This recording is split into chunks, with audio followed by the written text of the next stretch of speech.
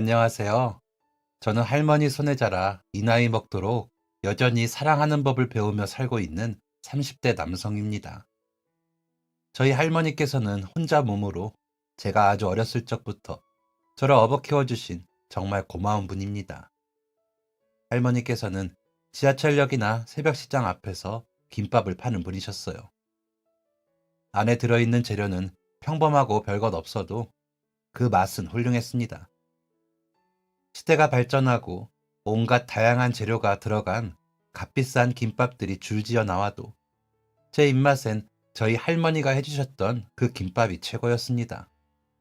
평범하지만 이상하리만큼 맛나고 구수했던 그 김밥.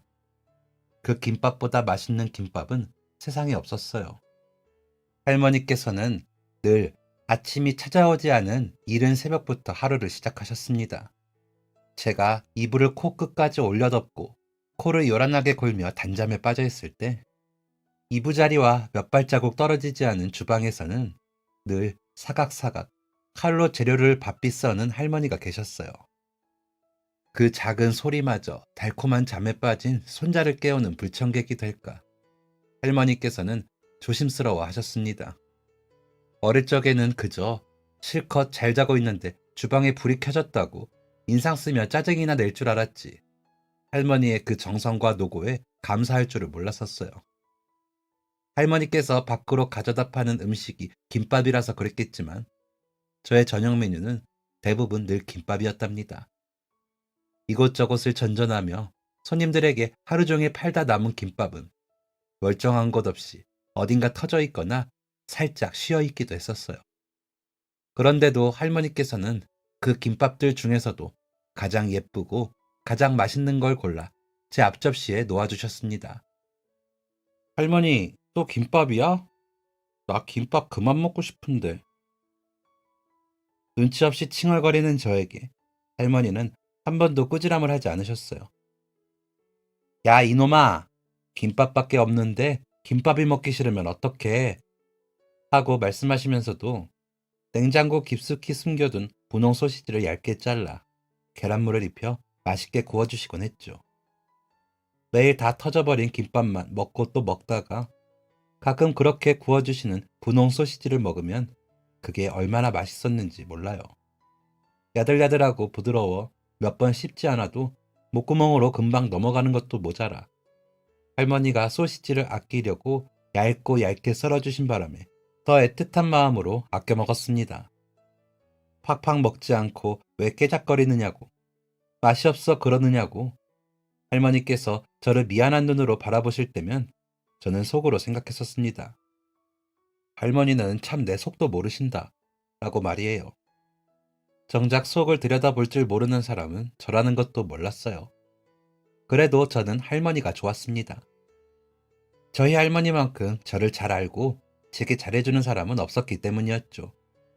물론 다른 친구들처럼 엄마 아빠가 곁에 있어줘야 할 나이에 엄마 아빠 대신 할머니 한 분만 계시다는 것이 저의 약점이라면 약점이기도 했습니다.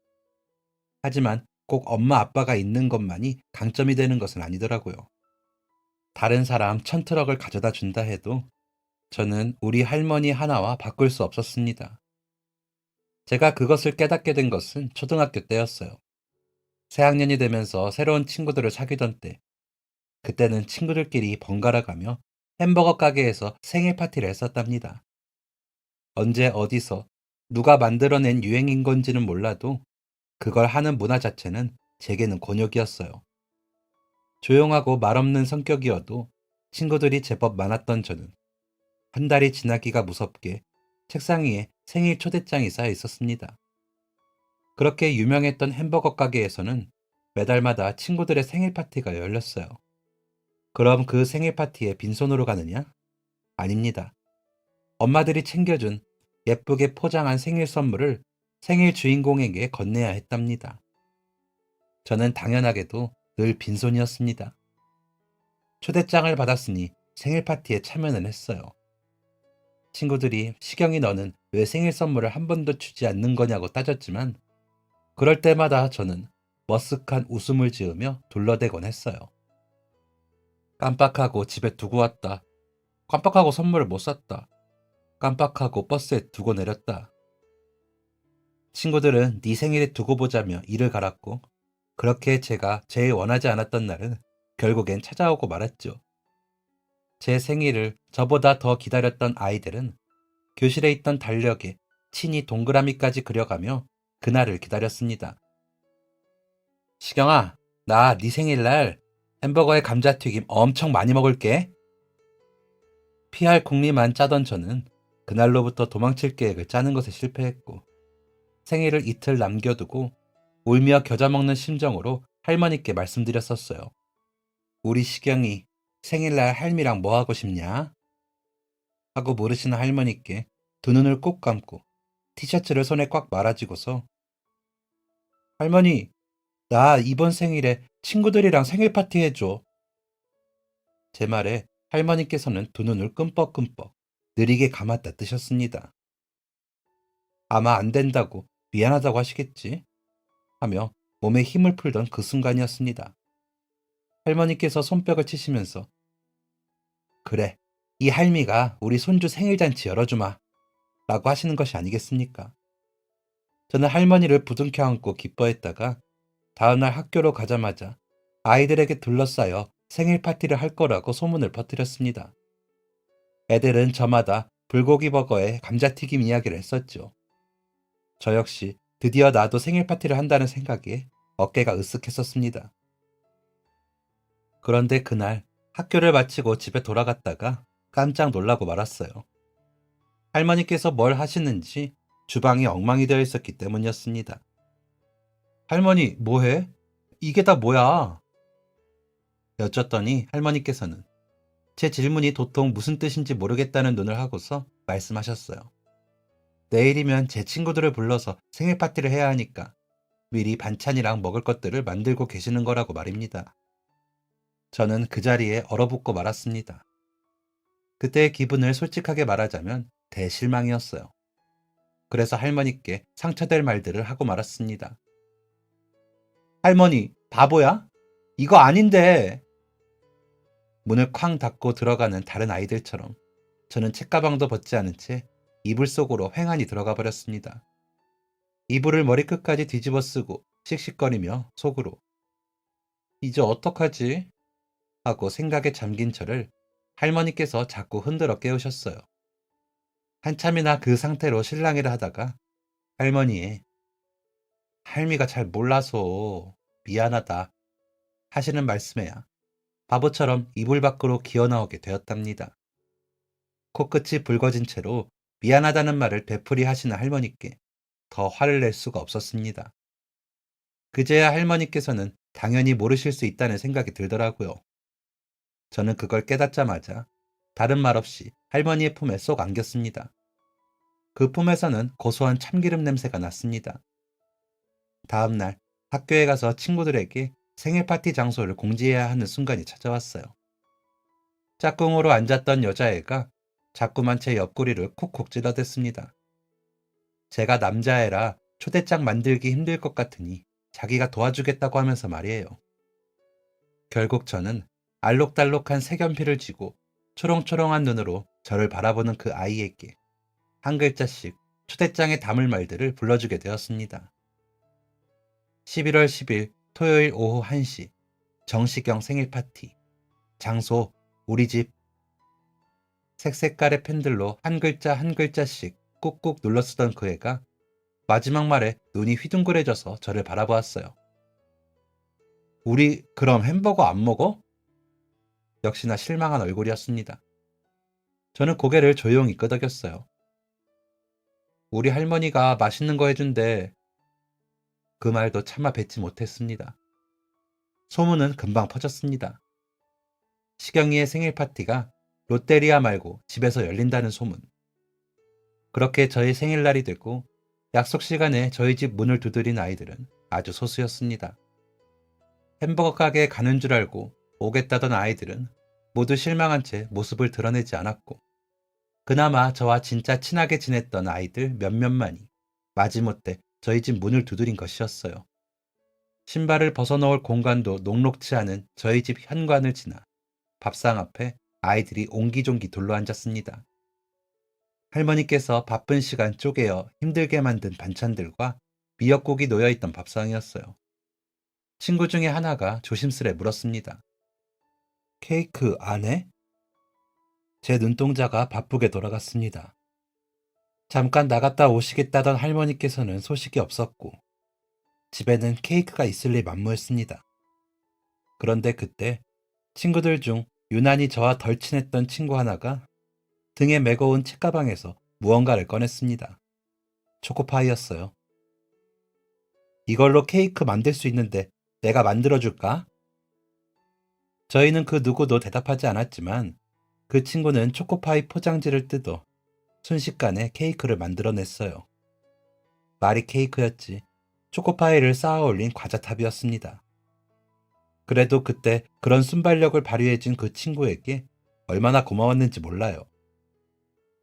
그렇게 아이들이 하나둘 밥을 먹기 시작하고 저도 한 손에는 초코파이를, 한 손에는 숟가락을 쥔 채 정신없이 밥을 먹었던 것 같습니다. 한참 먹던 도중에야 문이 열리고 할머니께서 돌아오셨어요. 아이들을 발견한 할머니의 두 눈은 금세 손톱달 같은 모양이 되었습니다. 벌써 왔구나. 할미가 제일 늦었네. 미역국 맛이 어때? 우리 시경이 생일잔치에 와줘서 무척 고마워. 뒷짐을 지고 아이들을 하나하나 뜯어보시는 할머니의 두 눈이 초롱초롱 빛났습니다. 그러자 친구 하나가 말했어요. 할머니, 밥 너무 맛있어요. 원래 생일은 햄버거 먹는 날인데 저는 햄버거보다 할머니 밥이 훨씬 맛있어요. 그래서 시경이 부러워요. 그치, 얘들아? 저는 그저 저희 할머니 밥이 햄버거보다 맛있다는 소리에 뿌듯하기만 했었습니다. 그때 할머니께서 웃으며 등 뒤에서 케이크를 꺼내셨어요. 잠깐 나갔다 오신다는 말씀이 제 케이크를 사오시기 위함이었을 줄은 꿈에도 몰랐습니다. 아주 어렸을 적 빼고는 무척이나 오랜만에 먹는 제 생일 케이크였어요. 저는 기뻐서 웃음을 멈출 수가 없었답니다. 그렇게 정신없이 케이크를 우걱우걱 퍼먹고 나니 친구들이 돌아갈 시간이 되었어요. 친구들이 써온 편지들을 읽으며 저는 그렇게 행복한 잠에 들었습니다. 아주 늦은 밤, 제 옆에 누운 할머니를 잠결에 꼭 끌어안으며 할머니, 고마워 하고 말하는 것도 잊지 않았어요. 그리고 다음 날이 밝았습니다. 일요일이라 터미널로 저녁 장사를 하기 위해 분주하셔야 할 할머니께서 어쩐 일인지 제가 일어나기만을 기다렸다는 듯이 아무것도 안 하고 계시다 말씀하셨어요. 가자, 시경아. 할미가 햄버거 사줄게. 그 말에 너무 좋아서 눈곱도 제대로 떼지 않고 옷을 갈아입었습니다. 양말까지 짝짝이로 신고 할머니와 함께 롯데리아로 가던 길. 할머니께서 하셨던 말씀이 그 해가 지나고 그 다음 해, 그 다음 해, 그리고 5년, 10년이 지나도록 매년 생일마다 아직까지 또렷하게 생각납니다. 우리 손주 생일날 햄버거 먹는 날인 것도 모르고 할미가 미안해. 할머니께서는 그 후로 제 생일마다 햄버거를 꼭 사주셨어요. 그때부터였던 것 같습니다. 할머니가 저를 위해주는 사람이라고, 저를 아껴주는 사람이라고 느끼게 되었던 것은 세상 그 누구도 줄 수 없는 사랑을 우리 할머니가 내게 주시고 있구나 하고 느꼈던 것은 저조차도 그날의 기억들을 잊고 살다가도 생일날이 되면 다시 알게 됩니다. 할머니께서는 저의 모든 것들을 기억하시는 분이니까요. 저조차도 잊었던 저의 순간들을 저희 할머니께서는 마음속에 꼭 품고 잘 기억해 두었다가 제게 사랑으로 돌려주시는 분이니까요. 무엇 때문인지는 모르더라도 생일날에는 햄버거를 먹어야 한다는 손주 친구의 말 한마디에 한 해도 빠짐없이 자기도 잘 모르는 그 햄버거를 사 먹이시는 할머니. 그런 할머니 밑에서 사랑을 받으며 자라면서도 저는 철이라고는 들지 못했었습니다. 초등학교를 졸업하고 중학교에 갔을 때 저희 학교에는 야구부가 있었습니다. 덩치가 아주 크고 새까맣게 그을린 형들이 있던 야구부. 저는 물론 아주 관심이 없었답니다. 운동이라고는 잘 알지도 못하고 제대로 해본 적도 없어서 피부가 햇볕에 그을릴 일도 없어 하얀 피부였던 저였으니까요. 그런데 어느 날 할머니를 따라 일찍 일어났다가 할 일이 없어 등교를 평소보다 빨리 하게 됐는데 운동장에 야구부 선배 하나를 만나게 되었습니다. 땅만 보고 걷던 제 발 아래 대구르르 힘없이 굴러오는 야구공 하나가 눈에 들어오게 된 것입니다.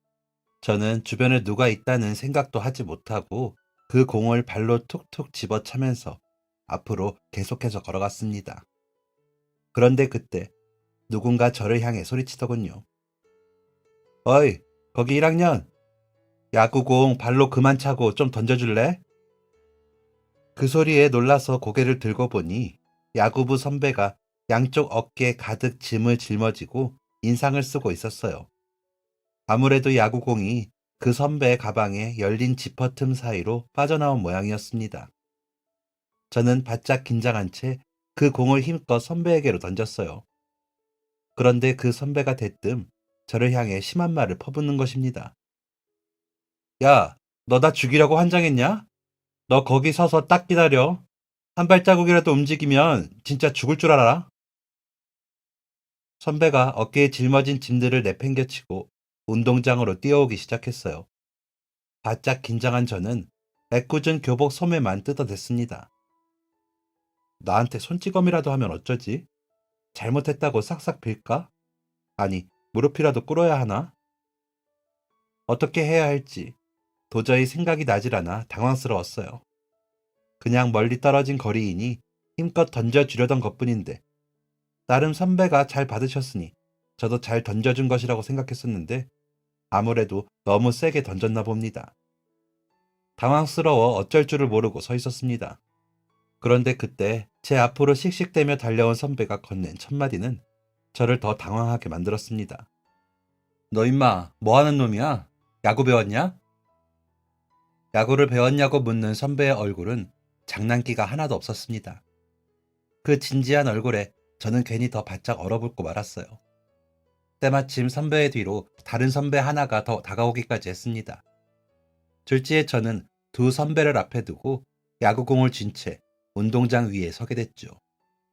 야구의 야자도 모르는 제가 공을 잘 던지는 방법 따위를 알고 있을 리 만무했습니다. 그래도 그냥 방금처럼만 힘껏 던져보라는 선배의 말에 힘입어 선배들을 향해 공을 힘껏 던졌어요. 글러브를 끼고 있던 선배의 손에 공이 착 하고 감기는 소리가 들려왔습니다. 질끈 감았던 눈을 뜨니 선배들이 제 이름과 학번을 물어왔습니다. 너 우리랑 야구 같이 안 할래? 생각 있으면 이쪽으로 전화줘. 선배들이 가고 난 후에도 저는 손바닥에 적힌 전화번호를 보며 멍하니 운동장 한가운데에 서 있었습니다. 선배, 제가 잘하나요? 그걸 묻지 못한 것이 너무 바보 같다고 생각했었습니다. 그렇게 자연스레 묻지 못한 꿈은 마음속에 묻어두게 되었습니다. 꿈이랄 것도 없이 잠시 반짝했던 환상 같은 것이었지만요. 평소에 야구에 관심도 없던 저였습니다. 그랬기 때문에 호기심이나 미련 같은 것도 없었고요. 쭉 그랬어야 했습니다. 그랬어야 했는데 네가 시경이냐? 그런 제 앞에 거짓말처럼 야구부 코치님이 제 발로 찾아오셨습니다. 결국 저는 야구부에 끌려가다시피 해서 공을 던졌어요.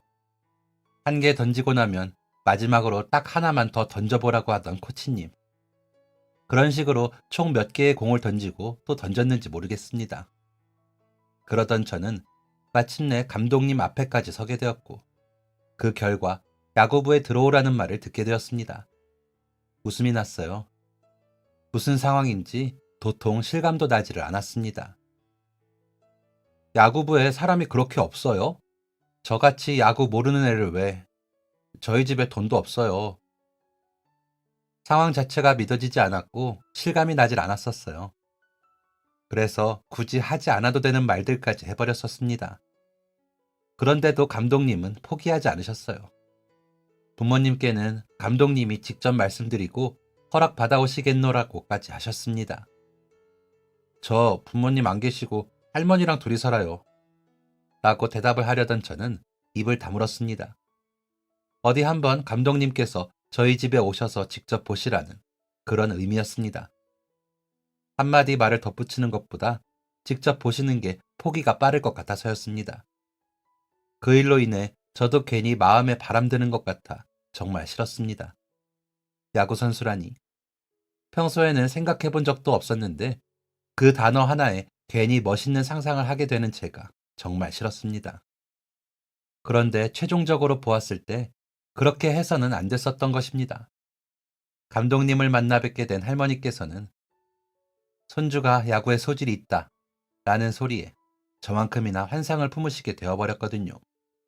처음에는 저처럼 의심을 하시다가 시경이가 공을 정말 잘 던진다고 한번 훈련 받아보고 그러고 나서도 정 안 될 것 같은 마음이면 그때는 더 붙잡지 않겠다는 감독님의 부탁에 결국 고개를 끄덕이셨습니다. 저는 당연히 할머니의 등살에 떠밀렸습니다. 억지로 훈련을 나가고 힘든 훈련에 눈물이 핑 돌 때면 할머니를 떠올렸어요. 시경아, 선생님 보시기에 네가 그렇게 잘한다는데 너 싫지만 않으면 한번 해봐라. 삶이 궁금하다. 우리 손주 얼마나 잘하는지. 제가 잘하는 것이 있다는 걸 할머니께 증명할 수 있는 기회이기도 했습니다. 공부도 잘 못하고 딱히 특별하게 잘하는 게 없었던 저는 초등학교 내내 장려상이나 개근상 말고는 받아온 상장도 없는 아이였습니다. 그런데 누군가로부터 시경이 잘합니다 하는 소리를 듣고서 그토록 좋아하시니 한번 해봐야겠다는 생각이 들었습니다. 그래서 할머니를 떠올리며 힘든 훈련을 참고 또 참았어요. 훈련이 계속해서 저를 힘들게만 했더라면 얼마나 좋았을까요? 결국 저는 야구가 좋아져 버리게 되었답니다. 저 스스로 제가 잘한다는 것을 알게 되니까 좋아하지 않을 수가 없었어요. 공을 던지는 일이, 경기를 하며 일어나는 수를 계산하는 일이 너무 재밌었습니다. 운동을 그렇게나 싫어하던 제가 그 넓은 운동장을 몇 바퀴를 뛰어도 웃음이 났습니다. 그렇게 저는 중학교 야구부에서 각광받는 꿈나무로 자라나게 되었습니다. 잠깐 해보기만 하려던 야구부 생활은 그렇게 고등학교에 가서마저도 저의 일상이 되어버린 것입니다. 야구를 하면서 성격도 많이 변했습니다. 조용하고 말없던 제가 활발하게 웃고 떠들게 되었어요. 아무래도 함께 야구를 하던 야구부 동료들 덕분이었던 것 같습니다. 몸은 힘들었지만 웃을 일이 많아졌고 그런 저의 변화를 할머니께서도 좋아해 주셨습니다. 우리 손주 야구하더니 얼굴에 웃음꽃이 피었다고, 밥도 예전보다 훨씬 잘 먹고 감기도 안 걸린다고 할머니께서는 무척이나 좋아하셨어요. 그렇게나 좋아하셨기에 그 뒤에 내면을 몰라봤었습니다. 운동선수가 되기 위한 과정에 드는 돈이 무시할 수 없을 정도로 많이 든다는 것을 고등학교에 가고 나서야 알게 되었어요. 그런데 그렇게 할머니께서 저 하나 야구선수 만들겠다고 얼마나 고생하고 계시는지 뻔히 알면서도 저는 야구선수의 꿈을 접을 수가 없었습니다. 이미 좋아져 버린 후였거든요. 그만두기에는 늦었다고 생각했었습니다. 함께 하는 동료들보다 제 성적이 좋지 못해도 내가 더 늦게 시작했으니까 라고 생각하며 스스로를 합리화했습니다. 남들처럼 일찍 시작했더라면 나는 더 잘했을 것이라고 조금만 더 하면 된다고 생각했습니다. 그래서 고등학교를 졸업하고 바로 프로 선수가 되지 못했을 때에도 크게 실망하진 않았어요. 남들보다 늦게 시작했는데 남들처럼 때맞춰 성공하는 것은 말이 되질 않는다고 생각했었거든요. 대학 나오고 나서도 얼마든지 프로 선수가 될 수 있으니까. 중학교 때 야구부 감독을 해주셨던 감독님과는 그때까지도 연락을 하며 지냈었는데 대학을 가는 저를 보며 감독님조차도 그렇게 말씀하셨습니다. 너무 조바심을 내도 좋지가 않다고, 마음가짐 차분히 하고 하던 대로 열심히만 하면 빛을 보는 순간이 반드시 올 것이라고 말이에요. 그런데 대학에 가서는 영 마음을 잡지 못했어요. 저보다 잘 되는 애들, 저보다 잘 풀리는 사람들만 눈에 보이기 시작했기 때문입니다. 할머니 힘드신 거 애써 못 본 척 하면서 버티고 있는데 제 실력은 계속 제자리 걸음이니 죽을 맛이었습니다. 빨리 더 잘해서 호강시켜드려야 하는데 잘 안 되니까 말입니다. 그러던 중에 어떤 여자 하나를 알게 됐습니다. 훈련 끝나고 돌아가는 길 지하철역 앞에서였어요. 어떤 할머니 한 분이 돗자리를 펴고 김밥 장사를 하고 계시기에 저희 할머니 생각이 나서 잠깐 바라보고 있던 중이었습니다. 시야 안에 단발머리를 한 여자 한 명이 들어와 그 할머니와 무어라 대화를 나누는 모습이 보였어요. 그러더니 할머니의 김밥 보따리를 챙겨들고 할머니와 팔짱을 끼고 걸어가더군요. 그 모습에 홀린 듯 따라가 그들을 멈춰 세웠습니다. 주머니에는 꼬깃꼬깃한 1,000원 한 장이 딸랑 들어있었어요. 그랬더니 그 여자는 바닥에 쪼그려 앉으며 보따리를 다시 풀었습니다. 원래 1,500원 받는데 오늘 장사 끝났으니 1,000원에 2줄 드릴게요.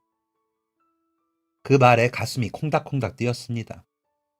그러고 집으로 돌아가는 길엔 다른 할머니한테 김밥을 사 먹었다는 것이 저희 할머니한테 미안해서 김밥 2줄을 우걱우걱 입에 집어넣었었어요. 그 후로도 저는 종종 그 지하철역 앞에서 그 여자를 기다렸습니다. 그러나 만날 수 없었어요. 그랬는데 하루는 그 할머니께서 김밥 2줄을 손에 들고 제게 다가오시는 것입니다.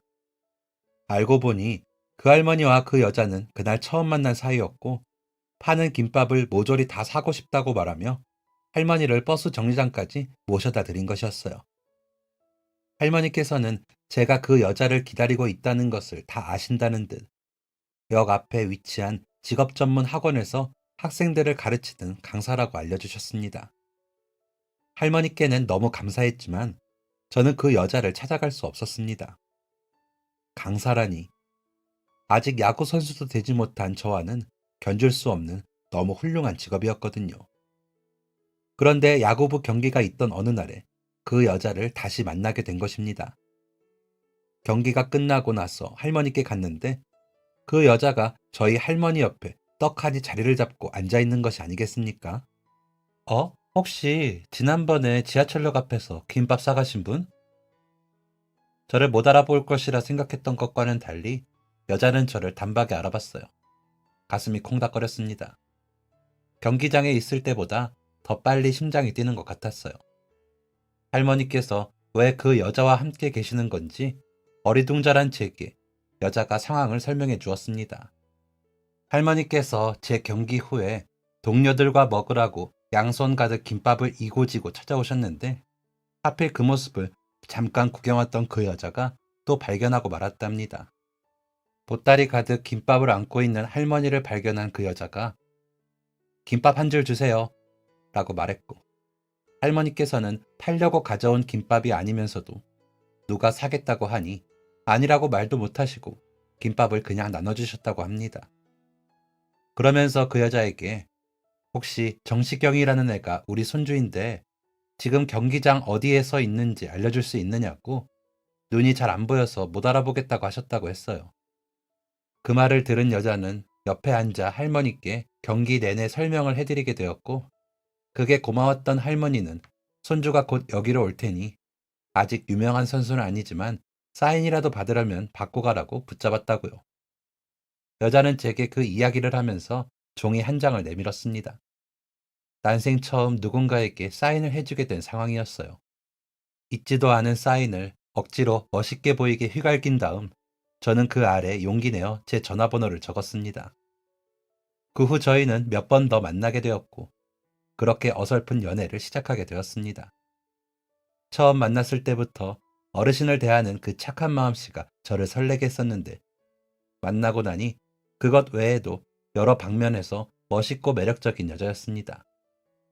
저보다 2살 연상이었던 그 여자는 제가 야구를 하며 힘든 시기가 찾아올 때마다 옆에서 응원하며 저를 위로해 주었어요.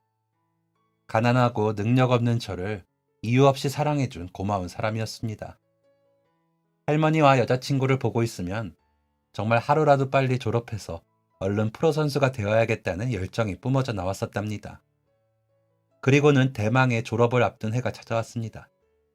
분명 그동안 밥 먹듯이 했던 훈련과 경기였지만 마음에 조바심이 드는 시기였던 것 같습니다.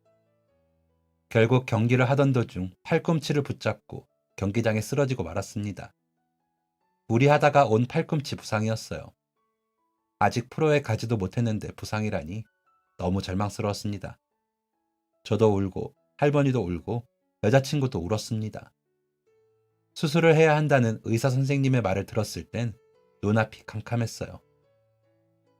저 이제 야구 못하나요? 울면서 물었더니 의사 선생님은 고개를 가로젓는 것도 끄덕이는 것도 아닌 반응을 보였습니다. 충분히 재활하고 노력하면 할 수는 있지만 치료를 하고 나서도 같은 무리를 주게 되면 다시 재발할 수 있다는 말씀이었죠. 구단의 발탁을 기다리며 하루하루가 간절하고 애틋했던 저는 결국 그렇게 수술을 받게 되었습니다. 할머니께서는 수술을 하러 들어가는 저를 끌어안고 엉엉 울지 못해 가늘게 떨리는 목소리를 하고서 눈물을 꾹 참으며 말씀하셨습니다. 걱정하지 말고 수술 잘 받고 나와. 걱정하지 마, 시경아. 이 할미가 있잖아. 할미만 믿고 우리 시경이는 아무 걱정 없이 건강하게 수술만 잘 받고 나오면 되는 거야. 알았지? 그 말투와 목소리, 다정함 때문에 참았던 눈물이 다시 터져나오고 말았어요. 다행히 문이 닫히면서 아무도 그런 제 얼굴을 볼 수 없었겠지만 옆에서 할머니를 달래던 여자친구의 표정도 제 눈물에 한몫을 해버렸습니다. 저를 위해서가 아니라 저 두 사람을 위해서라도 반드시 성공하고 싶었는데 제대로 시작도 해보기 전에 모든 것이 틀어지는 것 같아서 마음이 너무 힘들었어요. 저를 처음 야구부에 발을 들이게 했던 그때 그 중학교 감독님은 수술을 마치고 나온 저의 손을 잡으며 말씀하셨습니다. 재활을 한다는 게 꼭 네 팔꿈치만 하는 게 아니야. 네 마음, 그 마음도 재활치료를 한다고 생각해야 해. 더 단단해지는 기회라고 생각하자. 그렇게 모두의 힘을 받아 저는 재활치료에 임하게 되었습니다. 치료비를 감당할 형편이 되지 못했던 저는 감독님과 여자친구에게까지 도움을 받아가며 염치 없이 시간을 보내야 했지요. 그래도 그때 제 마음속엔 치료만 잘 받으면 다시 돌아갈 수 있다는 희망이 있었습니다. 차라리 그때 누군가 저에게 절망을 가르쳐 주었더라면 조금이라도 일찍 깨달을 수 있었을까요? 아니, 제가 더 크게 좌절할 것을 알고 아무도 제게 말해주지 못했던 것인지도 모릅니다. 그렇게 모두의 도움으로 열심히 재활을 받은 제가 6개월 만에 다시 복귀를 했을 때 저의 성적은 당연하게도 부진할 수밖에 없었습니다. 그런 제 모습이 싫어서 무리하면 안 된다는 의사 선생님의 말을 완전히 잊어버리고 말았어요. 그 정도로 노력은 해야 다시 예전처럼 돌아갈 수 있다고 믿었던 것 같습니다. 그렇게 생각하며 훈련에만 몰두했어요. 멍청한 짓이었죠. 6개월 만에 다시 재발했기 때문입니다. 다시 수술대 위에 오르면서 이번에는 1년에서 1년 반 넘게 재활이 걸릴지도 모른다는 말에 그렇게 저는 꿈을 접었습니다. 아직도 그때를 생각하면 온몸이 떨리도록 슬프고 괴롭습니다. 시간도 시간이었지만 제 형편에 시작도 하기 전부터 재활에만 그렇게 많은 돈을 쏟는다는 것이 말이 되질 않는다고 생각했습니다.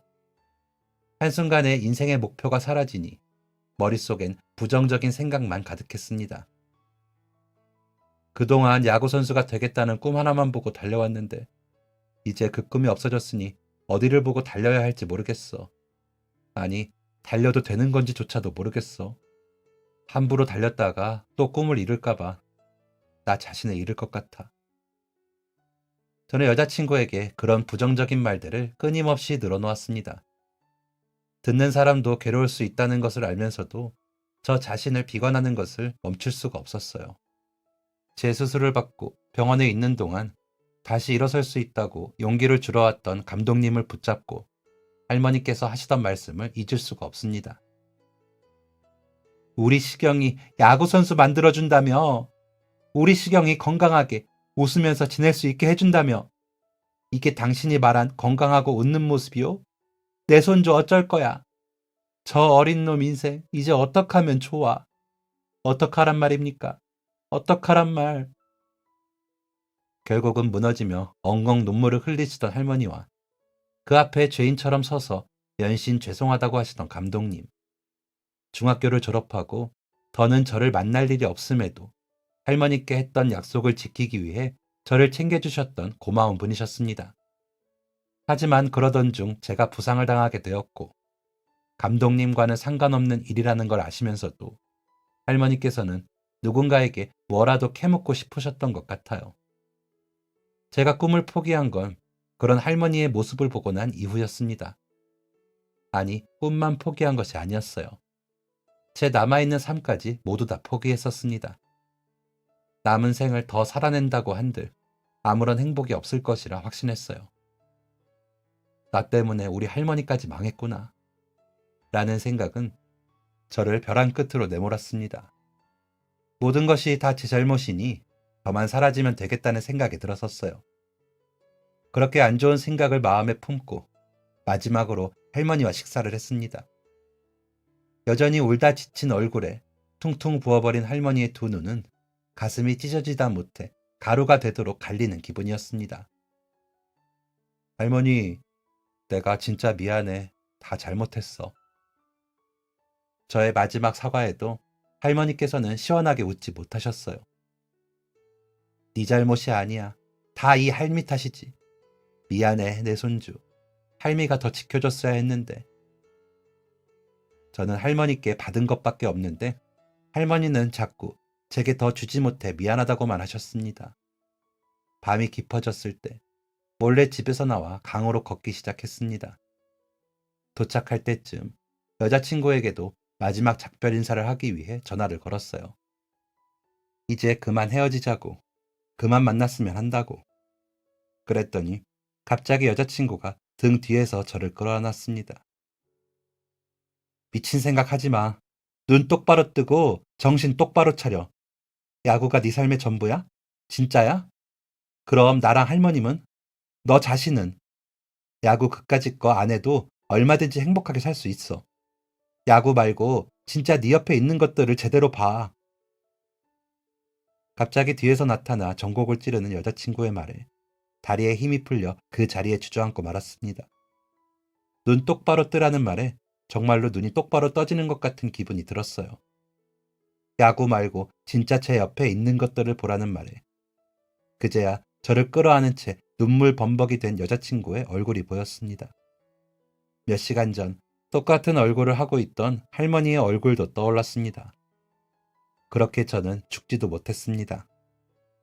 집으로 돌아가며 일부러 더 소소한 이야기를 하려고 하는 여자친구에게 어떻게 알고 왔냐고 물으니 집 앞에서부터 저를 기다리고 있다가 정신을 놓고 나가는 저를 봤고 그 모습이 불안해 뒤를 따라왔다고 하더군요. 그때 마침 여자친구가 나타나지 않았더라면 저는 한순간의 어리석은 선택으로 지금 이 세상에 존재하지 않을지도 모릅니다. 할머니께서는 아직까지 제가 그날 그때 그런 결심을 했었다는 걸 모르세요. 물론 앞으로도 영영 모르셨으면 합니다. 그때 저를 구원해준 그 여자친구는 지금의 제 아내입니다. 가진 건 없지만 일단 가정부터 꾸리고 보자는 말을 하던 여자친구는 정말로 땡전 한 푼 없는 저를 데리고 살아주었죠. 할머니까지 모시고 살겠다고 고집을 피우는 아내를 뜯어말린 사람은 할머니셨습니다.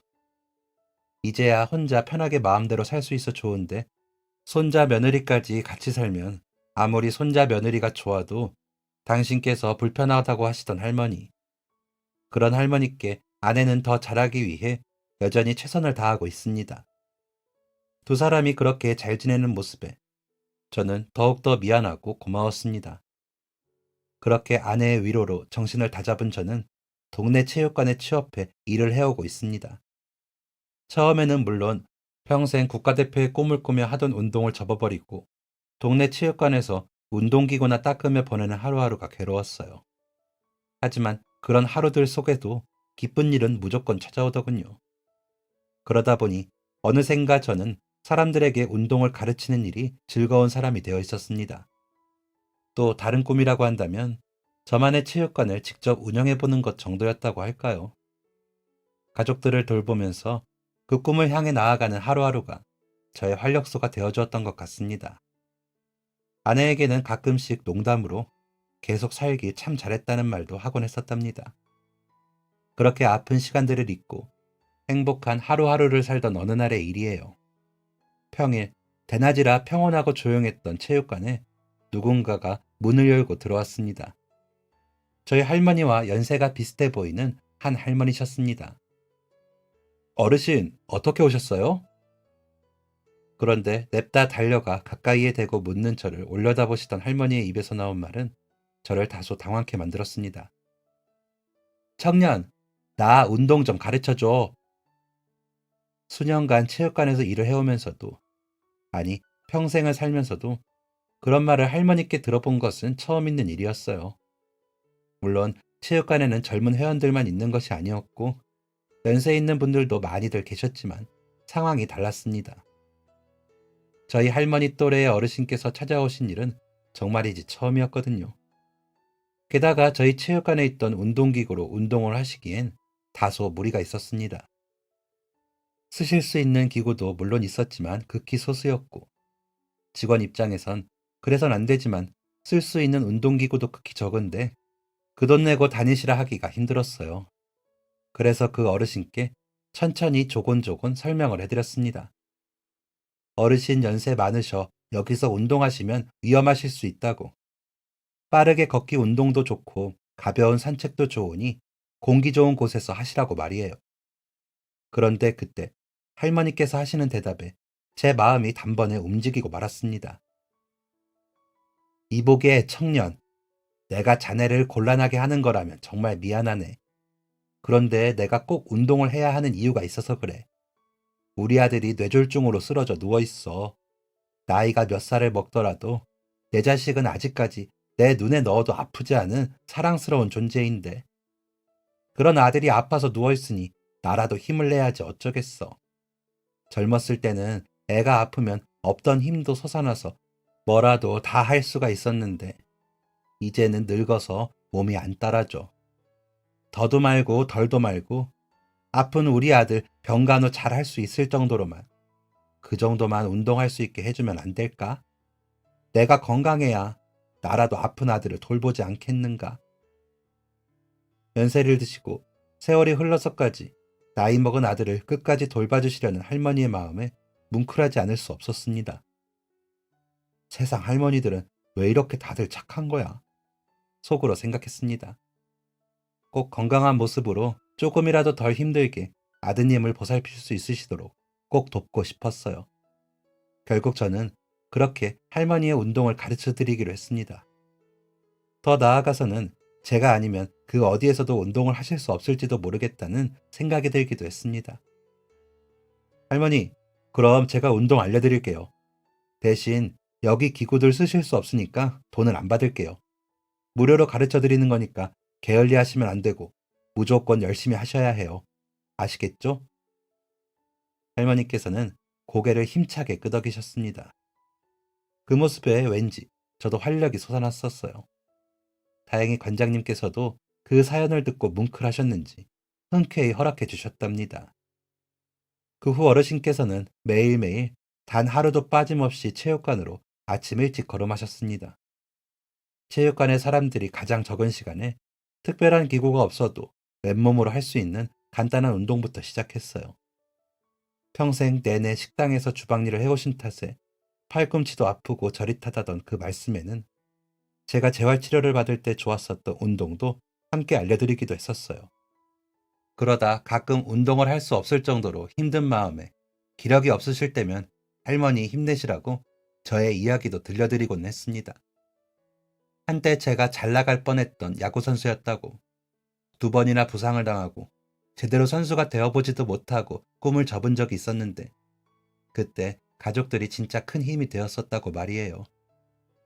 그러면 그 이야기를 들은 어르신께서는 금방 기운을 차리시고 다시 운동에 열중하셨습니다. 그렇게 애쓰시는 모습이 힘들어도 힘들다 말 못하고 노력하시는 모습이 저희 할머니를 생각나게 했었어요. 그렇게 1년이라는 시간이 흘렀습니다. 1년이라는 시간이 흐르는 동안 그 할머니는 꽤 건강해지셨고 힘도 좋아지셨어요. 무엇보다 얼굴이 밝아지셨습니다. 1년이라는 시간이 흐르다 보니 자연스레 체육관의 다른 회원분들도 그 할머니의 사정을 알게 되었어요. 청년이 마음씨가 따뜻한 선생님이라고 할머니께서 워낙 이분 저분께 칭찬을 하며 다니셨던 덕분에 지나고 보니 저도 좋은 사람이 되어 있었습니다. 제 덕분에 힘이 나는 것 같다며 운동 말고도 정신적으로 힘이 되었다고 고맙다고 하시는 할머니께 저는 말씀드렸어요. 할머니 앞에 보이는 모든 것은 할머니께서 해내신 것이라고 말입니다. 저는 아무것도 한 게 없으니까요. 모든 건 100% 할머니의 노력으로 이루어낸 것이라고. 운동이라는 게 그런 거라고 말이에요. 모르는 할머니의 슬픈 사연에 공짜로 운동을 가르쳐드리며 함께한 지 1년. 그렇게 또 다른 제 삶의 의미를 찾아가던 중 점점 늘어나는 회원수가 어쩐지 평소와는 다르다는 느낌이 들기 시작하더군요. 제가 관리하던 시간에는 저 혼자만으로도 충분했었는데 갑자기 회원이 걷잡을 수 없이 늘어나니 혼자 감당하기 어려운 지경이 찾아왔습니다. 대책 회의를 하던 관장님과 저는 이렇게 된 원인부터 찾기로 했고 새로 등록한 회원들 중 한 분을 붙잡고 어떻게 왔느냐 물으니 그 이유를 알 수 있었지요. 알고 보니 회원들 중 누군가가 익명으로 그 할머니와 저의 이야기를 인터넷에 올리게 되었고 그 사연을 보고 사람들이 하나둘 저희의 체육관을 찾기 시작한 것이었습니다. 그랬던 것이 이렇게나 많은 회원들을 불러 모았고 각자의 이야기가 있는 사람들이 모여 저는 저의 막연한 꿈이었던 저만의 체육관을 갖는 것에 성공하게 되었답니다. 처음에 꿈을 이루는 것에는 실패하고 그 쓴맛을 보았지만 이제야 성공의 단맛을 보게 된 것입니다. 어르신께서는 지금도 여전히 체육관으로 나와 운동을 하십니다. 그 꾸준함으로 말할 것 같으면 프로 선수가 되기 위해 이를 악물고 죽기 살기를 훈련하던 제 모습과 별반 다를 것이 없습니다. 그 할머니와 저는 어쩌면 같은 목표를 향해 가고 있는 것인지도 모릅니다.